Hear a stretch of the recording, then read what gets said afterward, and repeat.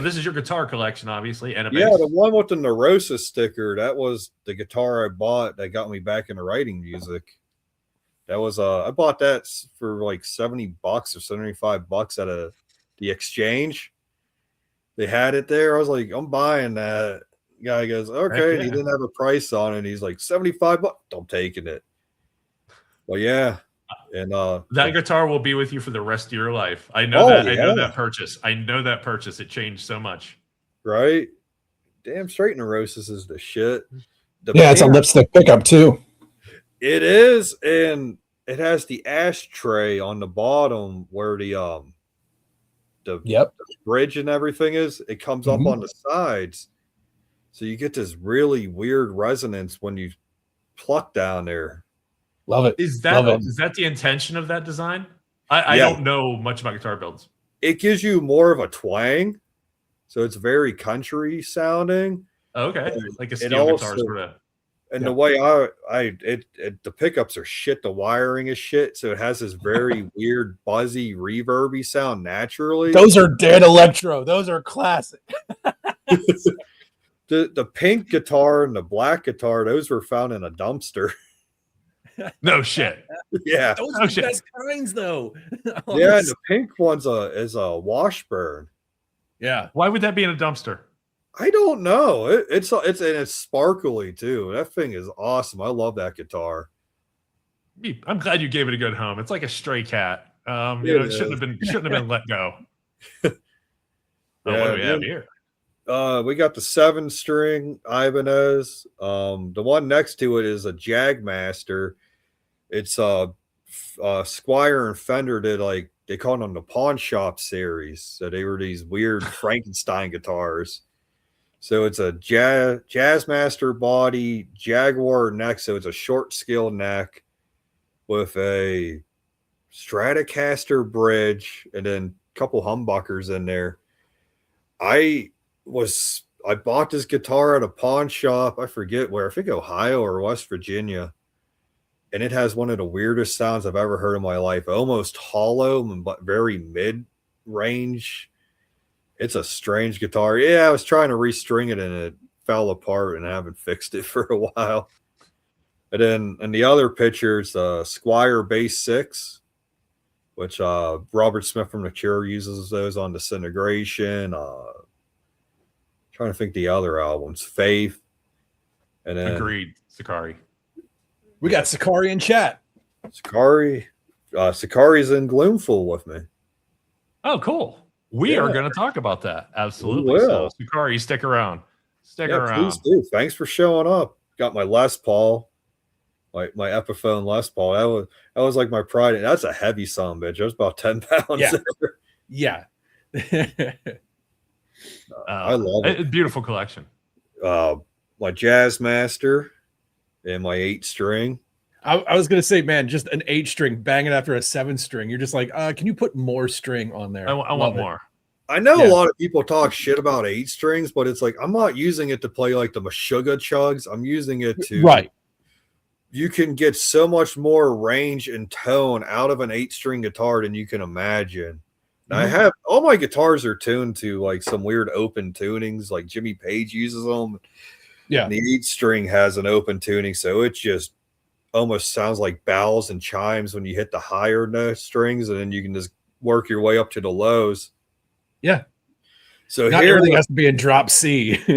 Oh God, I'm not gonna lie, I did play around in that just to see what it was. Like.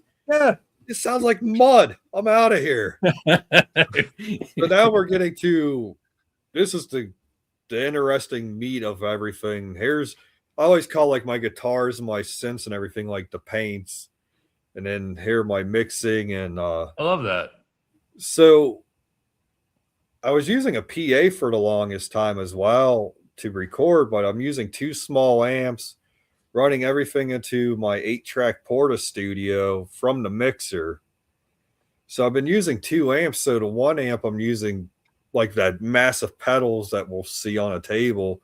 That all runs into 1 amp. The other amp's a clean channel. So you're getting in one ear, like I'll pan one in left and one right. So one's a clean channel and one's all distorted and messed up in my music. Zaz, I'm gonna let you go right here. You're off the leash.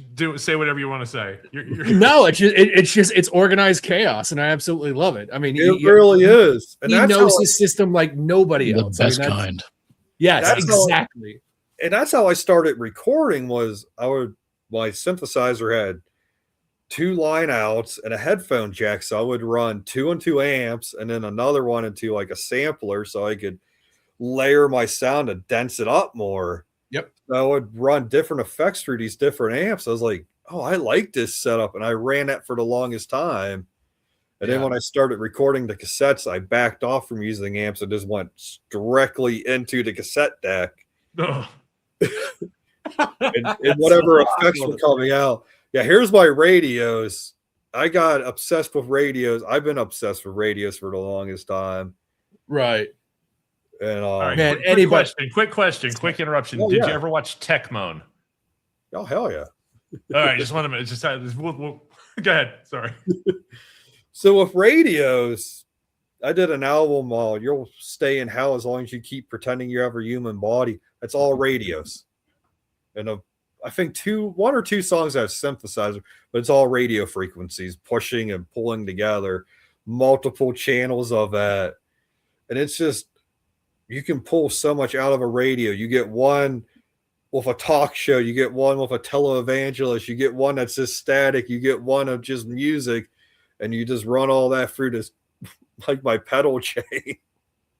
It just can I pause? Oh, sorry, Chris. Can I pause? Can I call it Chris? Can I pause an idea? We have a real good friend who's a ghost hunter, and sometimes he gets radios to talk to ghosts. And I'm just throwing it out there. That sounds like a good idea. Josh, don't you make that face? Don't you dare make that face. No, I'm pretty sure that Bill has said that doesn't work. Like he's that guy, right? First off, that guy. We don't need. I watched the interview with him, and I was wondering if he was that kind of guy. He 100% believes what he believes, but if you have dust if you have like orbs in a photograph, he's telling you it's dust. If you get someone on the radio, it's like, of course your radio picked up a signal. That's its job. He's like that guy. Like you should know your equipment before, like if it's gonna bleed, if a fluorescent light's gonna do something to it. I agree. You should know that. Yeah. But he believes what he believes. He's not a salesman making up stuff. No. He's played stuff for us off the show that like I'm very much a skeptic. That made me go, what was that?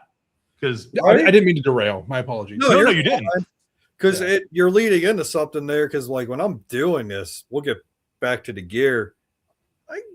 You'll feel presences and weird shit because you're going to these dark places. This music's dark. It's these frequencies are messing with you, and I always call whatever's there my muse.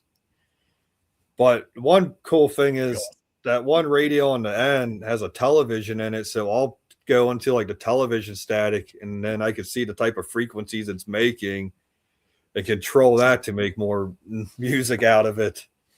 I love it. And I'll tell you why I love it. On a personal note, when I was a kid, I did this, but when we had the power go out I'm in Pittsburgh, the power went out for 3 days. And on the first night the power was out, I got I have a shortwave radio. It's a newer digital one, so it's not as good as it should be. And I just tuned channels and listened like I used to do as a kid with my dad's shortwave and just find weird stuff. And you would not believe what's out there. You would absolutely believe it. Most people won't. There are still rebroadcasts of 2001 religious conspiracy talk shows being broadcast on shortwave right now. Like somebody has it on a loop, and they're everything weird is out there. I highly recommend get some shortwave access and listen to what people are doing. It's I record with those a lot. One of my newer songs, "You Must Be Blessed in the Blood of the Lamb," has one of those in there, and then a loop at the end I took is and Jesus Christ had shown himself. I have that, and I'm like, found that on a radio station. There's wild stuff happening. I love it. And here's the thing. It's literally impacting us. It's hitting us. It's in the airwaves. It's bound. It's literally here all the time, but you have to do something to hear it.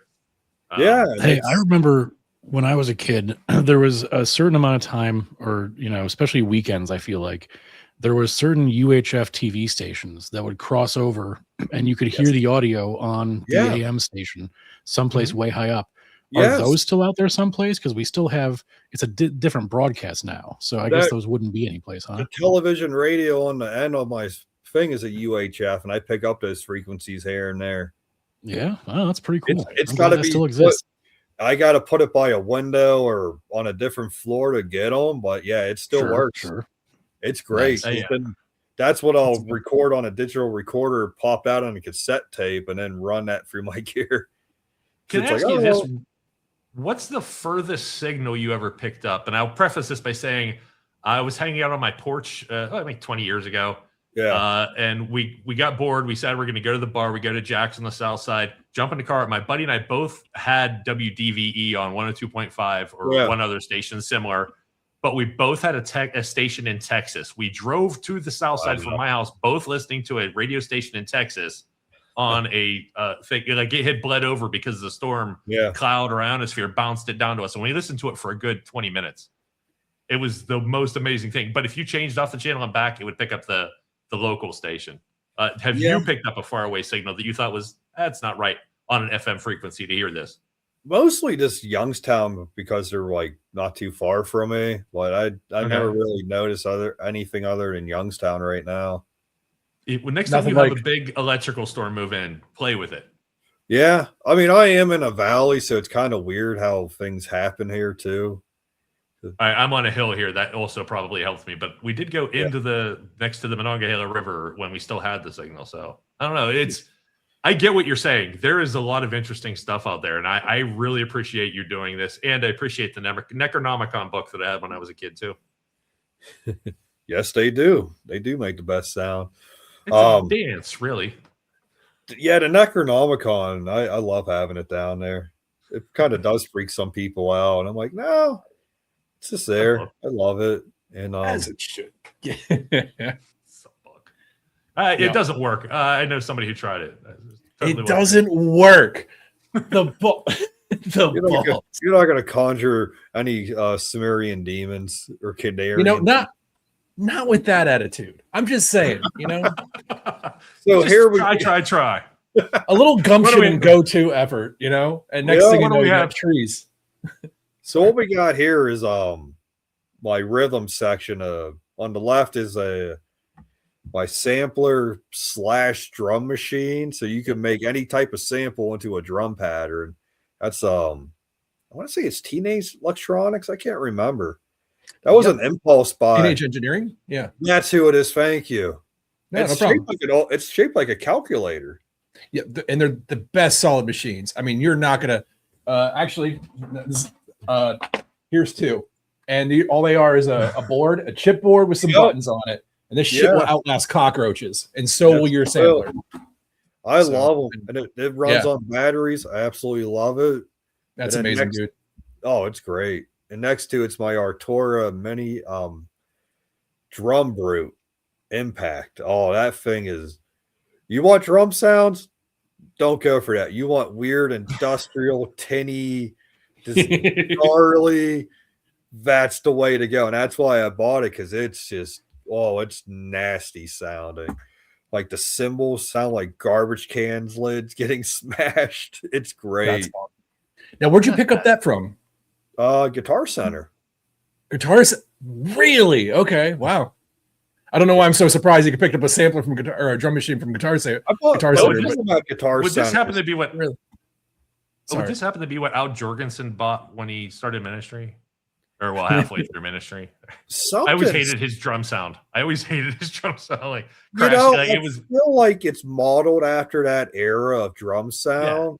Because you really got to sit there and fine tune it to get it right. And it took me forever. Sorry, go ahead.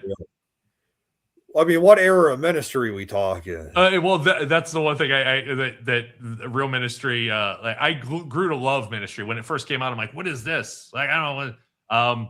But yeah, there's a ministry before ministry that was more of a love song. Yeah, that's my favorite era. That's not mine. That's not mine. I heard it and I thought I was being lied to. I bought it. I loved all the I love everything up to Filth Pig, and then after that, I'm like, yeah. But like all the other stuff, love it. Then I bought that. I was like, I like this more because I'm just a sucker for that shit. That's awesome. I love that is the worst roast I've ever heard for an album. Is I felt lied to. That is amazing. That's pretty much every album in like after the 90s. I feel like it was like 2 good tracks and the rest was like I felt lied to. Same here. I bought so many CDs and it's like, oh, this is awful. I'm gonna trade it in and buy something good. Hell yeah. There was a band, I can't remember. They had this song that was it was a great song. I listened to it, and bought the album. I'm like, oh no. Like they had one good song. It was one of those albums where they were trying every genre and style, hoping one would stick. And you could tell like that, they hit their one. A lot of people will argue with me on this, but Helmet did that. I never would have heard for Helmet if they hadn't hunted for a hit on that one album. Yeah, I'm gonna get shit for it. Somebody in chat right now is gonna tell me Helmet catching strays. You're not wrong. It's one of those things where like Helmet was like 5 star. It's just, dude. I get it because the whole album, each song is like different styles of like Cali metal. Like it's just like it is. Voice sucks. His voice, I'll tell you how bad his voice is. I sang it very well when I was in a band and had to cover it. Like it was very easy to do. I don't even know your voice, and I'll take it over him. It was the same thing with Godflesh. I couldn't get into his voice for the longest time. It took me like 20 years to get into Godflesh.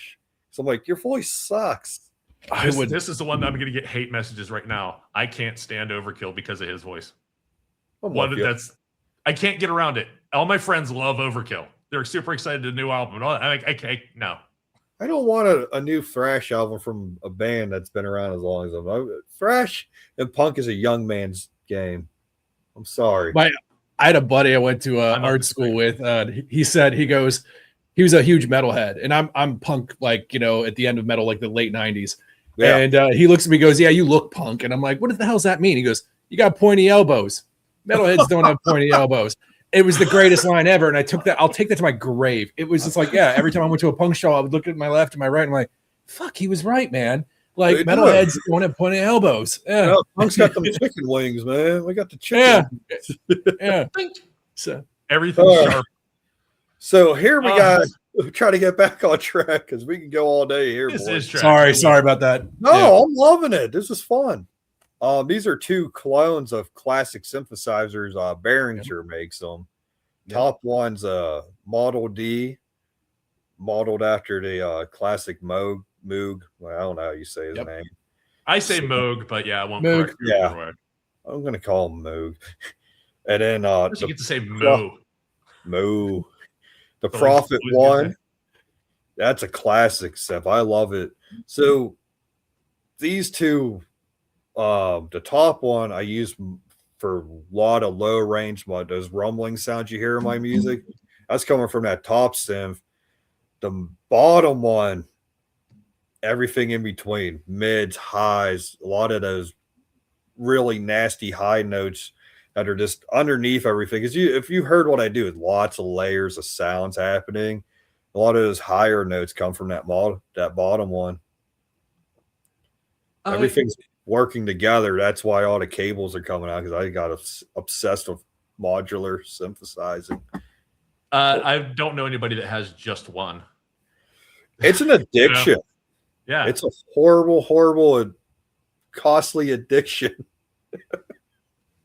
I've seen videos of people's rigs and setups. I'm like, I get it. Like that's why I won't buy. It's like a tattoo. I didn't get a tattoo for the longest time because I would just get more. And I think the same thing would happen if I got into something like that. It would just I could do square wave with this one, and then I could just go crazy on it. That's what happened here. This was the second synth I bought, the Artura Mini Brute 2, because it was semi-modular. I wanted to get into that. Well, I didn't know the horrible addiction that was coming from that. Because learning how to patch and create my own sounds, I can buy that, and I can add this sound and that sound. And then it just spread from there. And I love the Mini Brute. I think it's one of the best synths, and it's very limited in its sound until you start patching it and bringing in outside sources to it. Because, like I said, very limited. It's very tinny. which was kind of a turn off at first, but I was like, okay, let me patch it. Oh, I like that. And it came with what they call a cookbook. It's like here, patch this here, and it was color coded. So I would do those, learn that, and then from there, I would just take it all out, do my own. Okay, that's not working. Try it again. It was a fun learning curve. But that sounds awesome, actually. It is. Yeah. Here we go. Yeah. Oh, wow. Yeah, this is fun. All right. So your house is flooding. You can only save 2. Ooh, that's a good one. Nathaniel, that's a good one. The Attack Decay, the orange and black one. Yep. Okay. And the one up by it, the Maestro. It's like it's the black with the silver triangle, says Maestro on the bottom. Okay, right. Yep. Those 2. I couldn't live without. Those 2 I use almost all the time. I absolutely love them. The Attack Decay is actually a tape reverse from a design. Lindsey Buckingham made a tape reverse type of pedal for a song Fleetwood Mac did. I can't figure the name, but I can hear it in my head right now. And I was like, oh, I was reading up on this pedal, and they said based on Lindsey Buckingham's design. I'm like, no shit. Had to have it because I love reverse. I love it. But that's a multi-pedal as well. It's got a compressor built in and a distortion pedal built in. Thing is ridiculous. That's that absolutely beautiful too. Awesome. Yeah. It looks beautiful. No, and again, I it's one of those things that he knows like the back of his hand, but like if anything's out of step or you have to add something, the calculations have to be. And that's the funniest thing is I'll be standing there listening and go, oh man, just turn that knob. Boop. Okay, we're perfect. Because you start blend it. If you can go poly or mono on it, so you can do you can get like a trail of your sound making echoes if you go poly, but mono it will just stay normal and be a full reverse. So once you go poly and you add too much attack and decay at the same time, you get very watery. It has a very strange, watery, wavy sound. So it's like you got to be very careful, and you got to fine tune it. It's one of them things you bump it, you're done. Yep. Well, I mean, you play with synthesizers too, like Moogs. Yeah. I mean, you have the patience for that. I mean, it's you're a mad scientist at that point. I mean, you're just cooking, and yeah. That's awesome. Just what the pedals too is this whole bottom row. That all goes into the front of my amp, and then from the baby blue pedal all the way over to like the lighted guy on the it goes in like a horseshoe shape almost. I run that into an effects loop, so you're bypassing the preamp, so you're not putting all your front of your pedals into that signal. Yep. Because I was running into a lot of issues before running everything together. It's like, oh man, things would get trapped in delays because I'm running 4 different delay pedals in there. That's awesome. So yeah, so with the baby blue, you go into a flanger, to a digital delay, to a phaser, to an analog delay, to an analog chorus pedal, to a multi-delay pedal. Like you could pick anything from reverse to tape delay to what's the other ones? Analog delay, space reverb delay. That thing is an awesome pedal, to an analog chorus pedal, to another delay, to a compressor. So when you have to do any traveling, do you have an absolute anxiety attack counting everything and making sure all cables are? I don't play live, so I don't have to worry. Yeah, right. I mean, like just traveling to like a friend's house or anything like that. Anywhere else? This stays here. This stays here.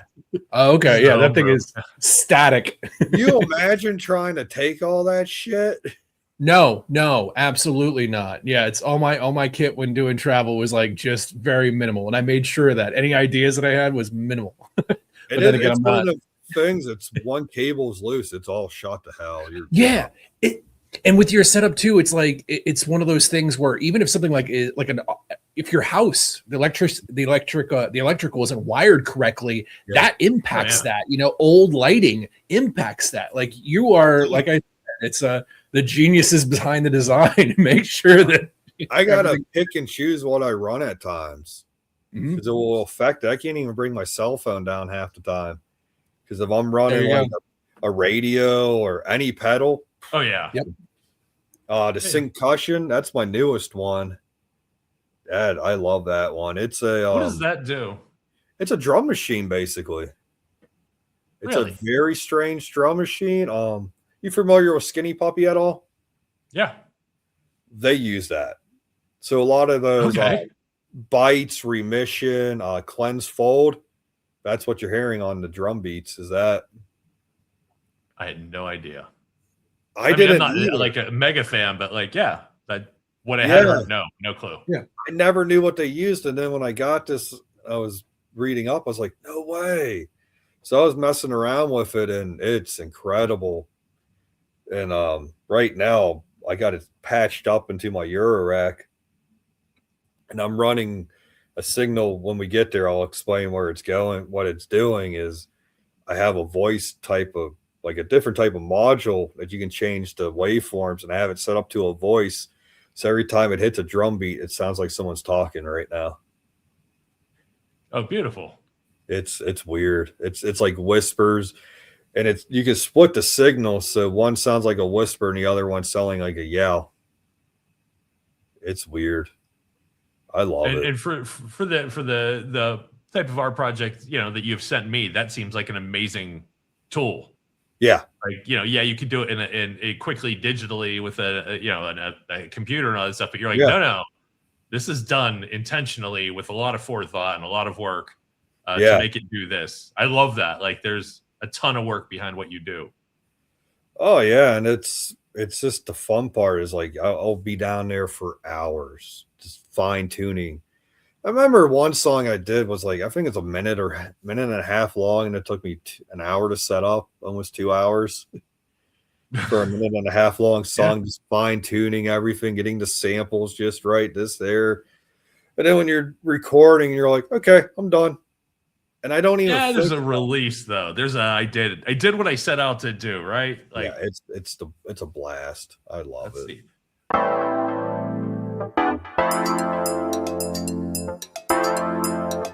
Have a great one. Thank you, everybody. Have a wonderful night. Be safe out there. Treat each other well.